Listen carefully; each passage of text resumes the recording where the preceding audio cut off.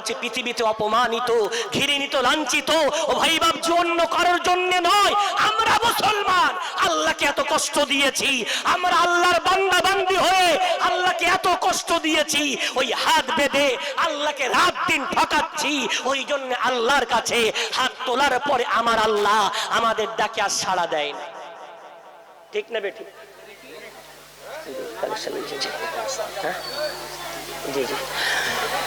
ওই জন্য রব্বুল আলামিন আমাদের ডাকে সাড়া দেন না।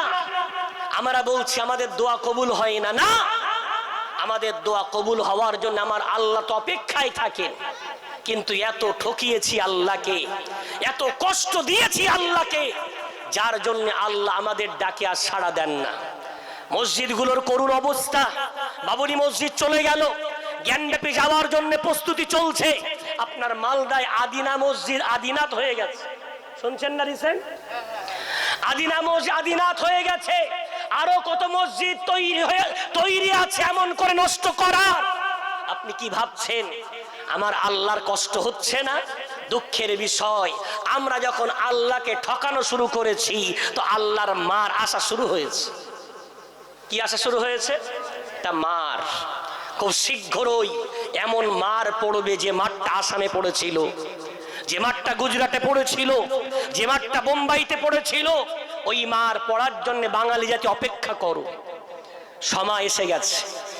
যতক্ষণ না পর্যন্ত আমরা ওই আল্লাহকে রাজি না করতে পারবো, যতক্ষণ না পর্যন্ত আমরা ওই রাসূল কারীমের দামান মজবুত করে ধারণ না করতে পারবো, আতিউল্লাহ ওয়া আতিউর রাসূল, আল্লাহর ইত্তেবা তার নবীর ইত্তেবা না করতে পারবো, এমন মার পড়বে পৃথিবীর কেউ বাঁচাতে পারবে না। দুঃখের বিষয়, এথায় দৌড়াচ্ছে ওথায় দৌড়াচ্ছে, প্রতিবাদ সভা করছে, কোথাও গিয়ে লাভ হবে না। আল্লাহর ঘরগুলো ভরিয়ে তুলুন, ওই আল্লাহই আমাদেরকে সাহায্য করবেন। জোরে বলা যাবে না? ঠকানো বন্ধ করুন, আল্লাহকে ঠকাবেন না। মাদ্রাসা বানিয়েছেন, কমিটি আমাকে বলছে হুজুর বাইরের বাচ্চা এখানে পড়ে, আমার গ্রামের বাচ্চা এখানে পড়ে না, প্রদীপের তলায় অন্ধকার। কেন? প্রত্যেকটা ঘরের বাচ্চা এখানে দেন, নারী পুরুষ সবাই শিক্ষা অর্জন করেন। যতক্ষণ না পর্যন্ত ওই এলেম না আসবে যে এলেম আমার আল্লাহ আদম নবীকে দিয়েছিলেন, যে এলেম সুলাইমান নবীকে আল্লাহ দিয়েছিলেন, ওই এলেম নিজেদের মধ্যে না আনবেন ততদিন পৃথিবীর মধ্যে শ্রেষ্ঠ হতে পারবেন না। আর ওই এলেম যেই আনবেন ফারিস্তাদের চেয়ে শ্রেষ্ঠ হয়ে যাবেন, জিনেদের চেয়ে দামি হয়ে যাবেন। একটু জোরে বলা যাবে না সুবহানাল্লাহ? এখন সেই এলেমের কারখানার জলসা। গতকাল বৃষ্টি হয়ে বিরাট ক্ষতি হয়ে গেছে, অর্থাৎ মাদ্রাসার জলসা মানে একটা বিরাট আশা থাকে এলাকার মানুষ এসে দুটো সহযোগিতার জন্য হাত বাড়িয়ে দেবে, কিন্তু সবাই দিতে পারে না। সেই মানুষটাই দেয় যার মনের মধ্যে আল্লাহর ভালোবাসা লুকিয়ে আছে। যদি বলা যাবে না, যার হৃদয়ে আল্লাহর ভালোবাসা আছে সেই পারে, যার ভালোবাসা নেই সে পারে না। আমি এটা বলতে চাচ্ছি, এমন একটা ঘটনা আপনার গায়ের লোম খাড়া দিতে পারে। ঘটনাটা হলো দুনিয়ার এমন কোন ব্যক্তির না, সাধারণ মানুষের নাম। তিনি হলেন আল্লাহর খলিল ইব্রাহিম আলাইহিস সালাতু ওয়াস সালাম। তিনি একদা এক পাল ছাগল নিয়ে রাস্তায় বার হয়েছেন। হঠাৎ দেখতে পান একটা ফকির রাস্তার ধারে বসে বসে একটা তাসবিহ পড়ছে। তাসবিহটা হলো সুবহুন কুদ্দুসুন রব্বুনা ওয়া রব্বুল মালাইকাতি ওয়ার রূহ। এই তাসবিহ ফকির রাস্তার ধারে বসে বসে পড়ছে।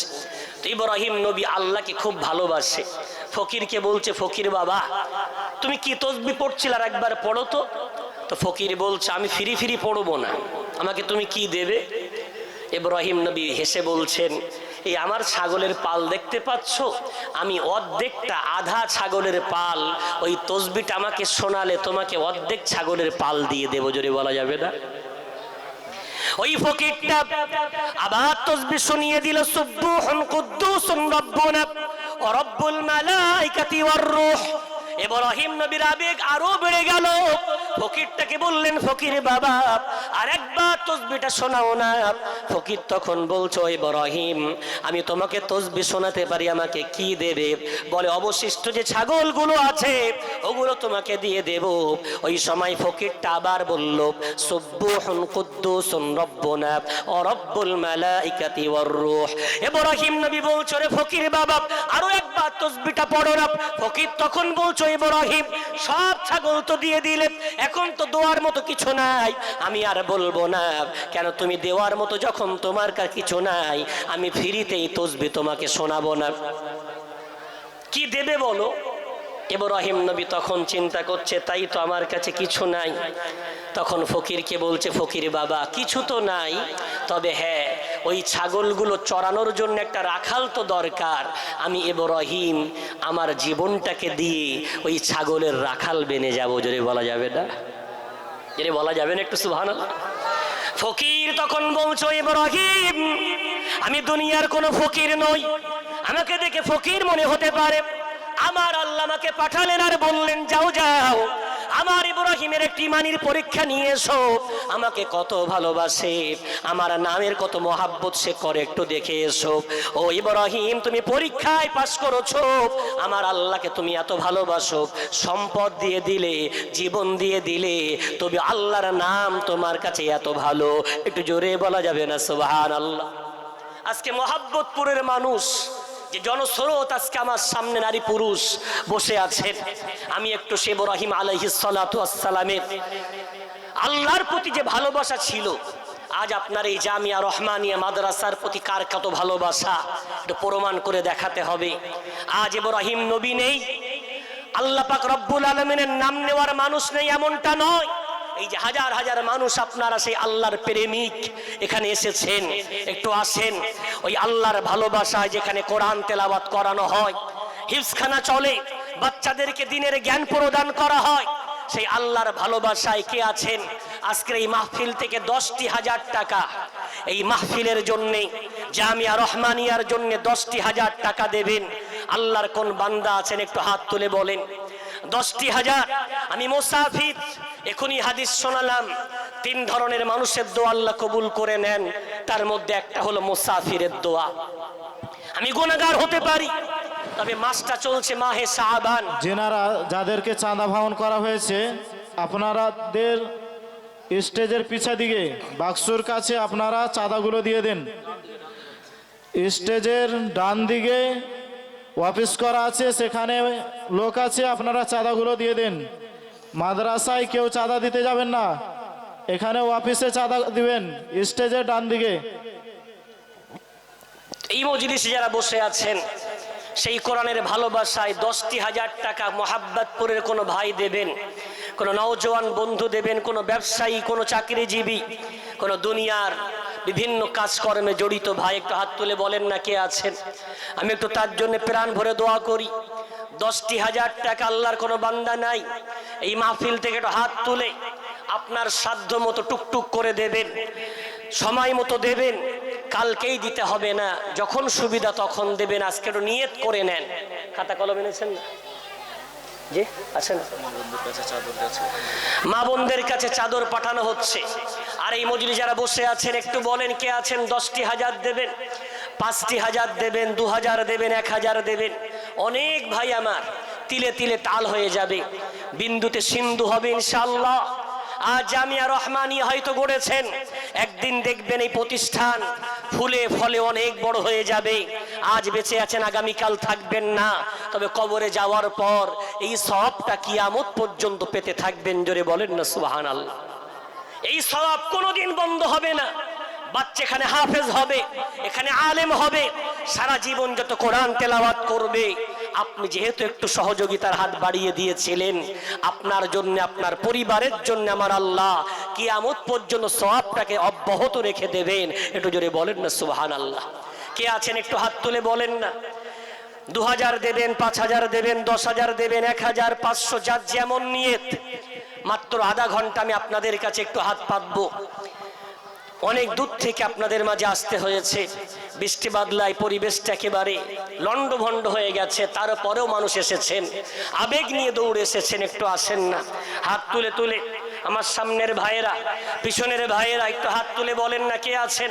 প্রথম আজকের দাতা আম্মাজান মা বোনদের কাছে আমার জলসা কমিটির ভাইয়েরা যাচ্ছেন, সেখান থেকে আপনারা নাম বলতে পারেন।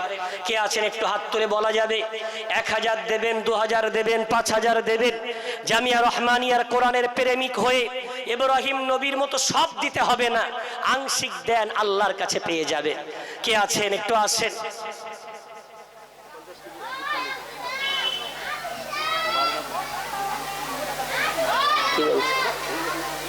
কি বলছে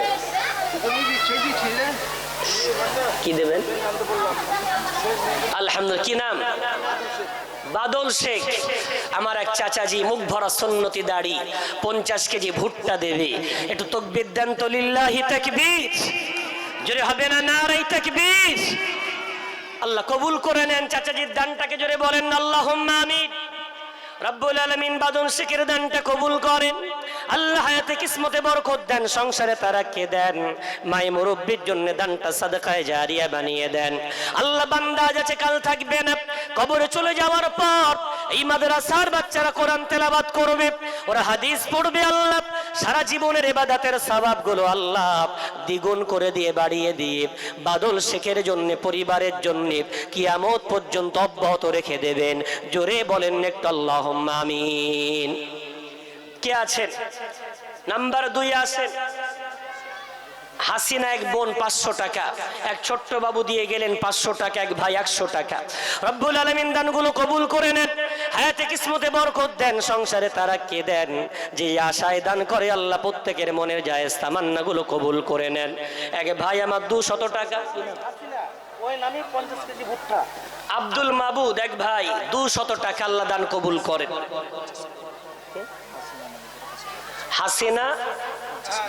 হাসিনা এক বোন, তিনি 50 কেজি ভুট্টা দেবেন। রব্বুল আলামিন বোনের দানটা কবুল করেন, আল্লাহ হায়াতে কিসমতে বরকত দেন। কিয়ামতের দিন ফাতিমাতুজ জাহরা রাদিয়াল্লাহু তাআলা আনহার সাথে হাসন নাসর করে আল্লাহ জান্নাতের হকদারনি বানিয়ে দেবেন। উচ্চ আওয়াজে বলেন না আল্লাহুম্মা আমিন। জোরে বলেন না একটু আল্লাহুম্মা আমিন। আর কে আছেন একটু হাত তুলে তুলে? অনেক ভাই বাবা আমার বসে আছেন। আজ লতিফ সরদার 50 কেজি ভুট্টা দেবে। রব্বুল আলামিন বান্দার দানটা কবুল করেন, হায়াতে কিসমতে বরকত দেন, সংসারে তারাক্কি দেন। মাই মুরব্বির জন্য আল্লাহ দানগুলো সাদকায়ে জারিয়া বানিয়ে দেন। কাল কিয়ামতের কঠিন ময়দানে আল্লাহ নবী সাল্লাল্লাহু আলাইহি ওয়াসাল্লামের শাফাআত নসিবে প্রদান করে জান্নাতের হকদার বানিয়ে দেবেন। জোরে বলেন আল্লাহুম্মা আমিন। রাজু ভাই 1000 টাকা দেবে। জোরে বলেন একটু লিল্লাহি তাকবীর। রাজু ভাই 1000, আল্লাহ দান কবুল করেন। জোরে বলেন না জিন্দাবাদ। আল্লাহ রাজু ভাইয়ের দানটা কবুল করে নেন, আল্লাহ হায়াতে কিসমতে বরকত দেন, আল্লাহ সংসারে তারাক্কি দেন। যে আশায় দান করে আল্লাহ। কি নাম? নাইম আখতার 200 টাকা। কি নাম? আবুল কালাম গাজী 500 টাকা, আল্লাহ কবুল করেন। মিরাসউদ্দিন 1000 টাকা, আল্লাহ দান কবুল করেন। এক ভাই আমার 2000 টাকা, আলহামদুলিল্লাহ 2000 টাকা এক ভাই দিয়ে গেলেন, দান কবুল করেন। জোরে বলেন আল্লাহুম্মা আমিন। জোরে হবেন একটু আল্লাহুম্মা আমিন। বলেন কত কি দেবেন?